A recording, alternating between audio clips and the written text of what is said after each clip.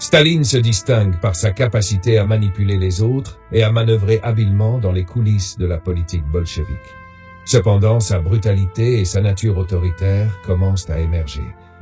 Il commence à éliminer les rivaux internes au parti, ce qui ne tarde pas à lui permettre de se hisser en position de pouvoir. À travers son contrôle des organisations secrètes, de l'appareil de sécurité et de l'armée rouge, Staline devient l'un des plus proches alliés de Lénine. La révolution russe et l'ascension au pouvoir.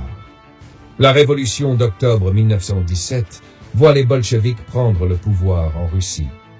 Lénine et ses partisans renversent le gouvernement provisoire dirigé par les mencheviks et les modérés.